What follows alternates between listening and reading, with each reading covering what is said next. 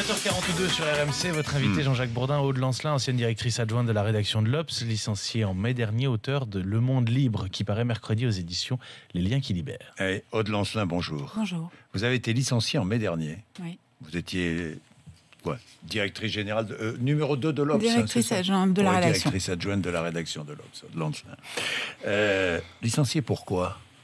Parce qu'il y a collusion entre la direction d'un journal tel que l'Obs et l'Élysée ? Il semblerait que cette chose incroyable soit en effet arrivée à l'Obs. Nous avons des informations qui partent dans cette direction. Moi, je dois vous avouer que ça n'était pas ma première hypothèse. Je pensais ne pas être un sujet à un étage pareil du pouvoir. Je pensais que François Hollande s'occupait de la Syrie, du chômage de masse. Mais il semblerait qu'il s'occupe énormément des journalistes, de leur vie, de leur carrière. Il s'occupe énormément de ce qu'il considère comme sa presse aussi, et l'Obs, ex-Nouvel Observateur, en fait partie. Et donc, il semblerait, oui, que ce qui était en train de se passer dans ce journal ne lui convenait pas et qu'il s'en est ouvert aux actionnaires. Ça n'a pas dû vous surprendre tout de même, non, Aude Lancelin ? Parce que les liens entre les journalistes et les pouvoirs politiques, le poids que fait peser le pouvoir politique sur les rédactions, vous rappelez, est permanent, vous rappelez que François Hollande entretient des contacts directs avec 70 journalistes. Vous dites, il échange beaucoup par texto, il passe 30% de son temps avec les journalistes. Non mais attendez, 30% de son temps avec les journalistes. Sur ce plan-là aussi, c'est vrai, on nous avait promis une présidence normale, nous ne l'avons pas eue. Nous ne l'avons pas eu, car comme vous le rappelez, comme toutes sortes de livres en ce moment s'en font l'écho, je pense que François Hollande n'a pas pris la mesure de sa charge. Ce dérèglement qui consiste à contacter en permanence les journalistes a été poursuivi en effet pendant ces 5 ans. Il lui arrive de recaser tel ou tel journaliste dans une rédaction, de se mêler de la vie d'un journal ou d'une radio ou d'une télévision. Tout le monde le sait dans le milieu. Tout le monde le sait. Moi, je le découvre, je vous le dis tout de suite. Non, mais c'est vrai. Non, mais je vous dis sincèrement. Vous dites, j'ai le souvenir d'un déjeuner de 2 heures avec l'Élysée. Pendant 1h15, il n'a fait que parler de la carrière des journalistes de l'Obs. C'est vrai, des éditorialistes présents, comme Jean Daniel, ou partis, comme Jacques Julliard. Et il était très difficile de le ramener sur des sujets proprement politiques. Vous dites, il n'y a plus de rédacteurs en chef qui portent une ligne, des combats, qui sont attentifs à l'écriture, qui aiment les mots. Mais c'est terrible pour notre métier. Absolument. Moi, c'est la raison pour laquelle j'ai écrit ce livre. Je n'ai pas écrit ce livre pour m'épancher, pour parler. Vous ne faites pas de ce livre un cas personnel. Je veux dire par là, vous n'avez pas écrit ce livre pour raconter votre histoire. Non, moi j'ai écrit ce livre pour parler d'un système qui est effectivement en train de détruire notre métier.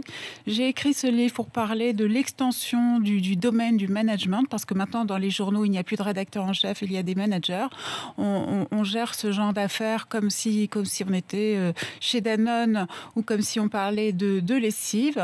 Les puissances d'argent n'ont jamais été aussi présentes qu'en ce moment. Il faut quand même le dire très fermement, que les gens le sachent. Nous sommes revenus à la situation d'avant-guerre, à savoir que l'ensemble des médias maintenant sont sous la coupe du CAC 40. Il faudra peut-être prendre un jour la mesure de ce que ça veut dire, que l'information soit entièrement dispensée maintenant par le CAC 40, contrairement au fameux rêve du Conseil national de la résistance, à savoir de voir naître une presse indépendante de la puissance publique et indépendante des puissances de l'argent.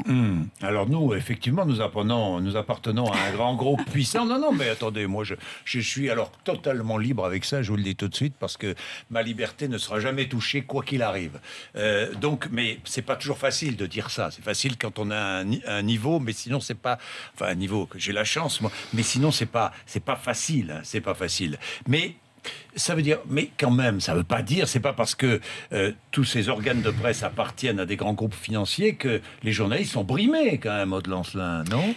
Non, mais si vous voulez, évidemment, il y a toujours des cas individuels. Évidemment, il y a des gens qui se battent. Évidemment, il y a des gens qui ont suffisamment de personnalité comme vous pour construire leur espace de liberté. Mais j'y reviens. Personne n'est tenu à l'héroïsme.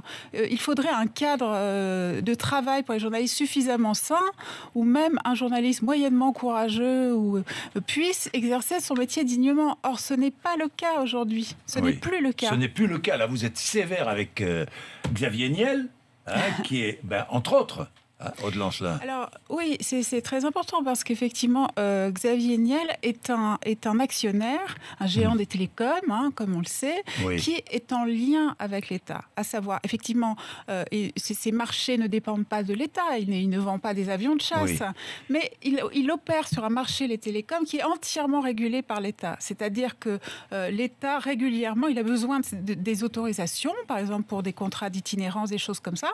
Et si ces choses-là ne sont pas renouvelées, toute son affaire, par exemple, de téléphonie mobile pourrait s'effondrer.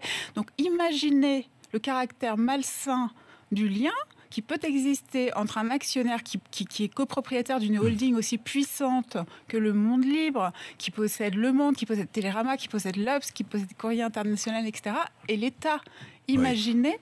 Imaginez le caractère malsain de la chose. Mais ça, c'est vrai de tous les côtés de l'échiquier politique, Aude Lancelin. Vous connaissez bien le monde politique, mieux que moi, c'est vrai? Écoutez, on a beaucoup reproché à Sarkozy son interventionnisme, son autoritarisme, ses coups de fil aux journalistes. Moi, je ne pense pas. La situation est peut-être plus sournoise, mais les interventions existent aussi. C'est la même chose, quoi. C'est plus sournois, mais c'est la même chose, quoi. C'est ce que vous dites. Aude Lancelin, mais dites-moi, c'est pas encourageant, hein? Non, la situation est assez inquiétante dans les médias en France. Et je pense qu'il est vraiment d'intérêt public de le faire savoir.